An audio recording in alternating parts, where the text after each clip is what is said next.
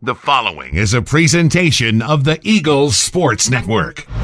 Alongside Carson-Newman baseball coach Tom Griffin, I'm Michael Watchring, and this is the Eagles Sports Network. Carson-Newman gets set for a 3-game series at Coker. And, Coach, you're on the road for the first 2 weeks of conference play. Weekend 1, you took 2 out of 3. Now you get a Coker team that just got swept by Catawba, really kind of brought back down to earth after a really good start to the season.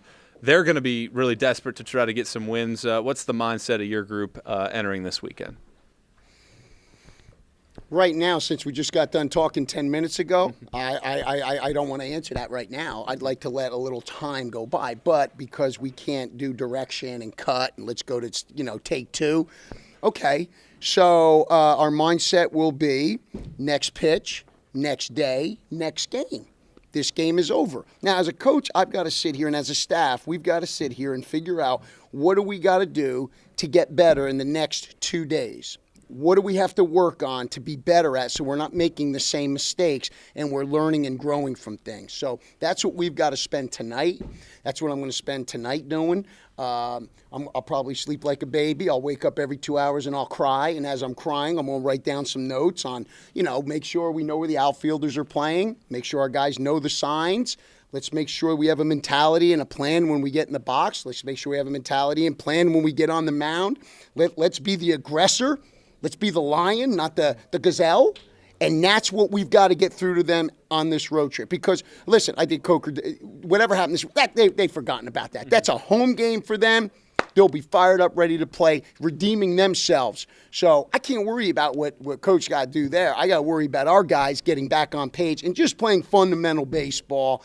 And just, you know what, just play the game to the best of your ability. You don't have to do any more or less. But what we can't do is go backwards. We talked on Saturday after Newberry that you said, quote, it was a bad coaching job. Yes. Well, you talked after the 2 King. days in a row. Yeah, 2 days in a row. Well, what do you do as a coach to ensure that they are prepared? I guess keep practicing. Keep practicing. The NCAA doesn't give us enough hours. We need more hours to practice, fortunately. That's what we need. But since we have that, I got to do a better job within the time frames the NCAA gives us to do a better job in training these guys to get the right mindset. That's all we can do, Just frustrating. But again, it's over, Michael. Now, even though it's only been a couple minutes, but it's over. And tomorrow we'll come back out and do it. And, you're going to take some positives from this. There were some positive things that we said.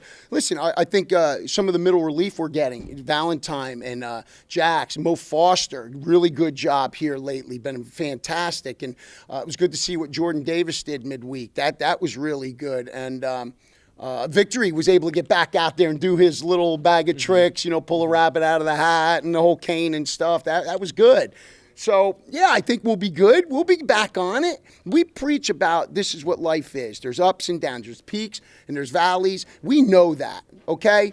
And we're not going to walk away from the valleys. That's just part of it. We're going to learn from it. Doesn't mean we can't be frustrated by it, but we're going to let it go. We know whose hands it's in. But each day we got to make sure that we come out and we turn the page and get ready for the next day. You talk about some of the mistakes in terms of defensively, some things at the plate. Well, pitching-wise, I think you have to be really confident with the top guys that you've put out there and the chances that they've given you to win. Having that confidence as a coach, what does that do for the rest of the group knowing that they're going to throw zeros? Well, they're going to throw, you'd love to hope they throw a lot of zeros. They have been very effective. So I think that's a big confidence booster. Anytime you go to play a game and you've got 3 conference guys that have been throwing well. That's always good. You know that going into any baseball game, whether it's Major League Baseball, D1, D2, high school. The guy on the mound dictates what's going on, and they have dictated a good thing for us. So, that's good. And, listen, we went into the Saturday game 3 against Newberry, and you have Dylan Cate. You feel pretty good. Mm-hmm. So, again, as a coach, you're always like, okay, yes, we feel very confident, but let's make sure we're still doing everything. Coker ain't just to be like, oh, they got 3 good starters. Hey, but they're going to compete and probably going to compete more. They're probably preparing their hitters better because the success our guys have had. So I think they're actually going to be like more, and that's as a player now, what our guys have to do is rise up to the challenge of you're having success. The other teams know that. They're going to raise their game up, and that's the beauty of the sport now is the mental part. Who's going to be able to handle those challenges? Coach, appreciate the time. Best luck this weekend. Thank you for your patience, and I know, in doing it right after. Thank you so much for all you do, Michael. Thank you, Coach. He's Tom Griffin. I'm Michael Watchering, and this is the Eagle Sports Network.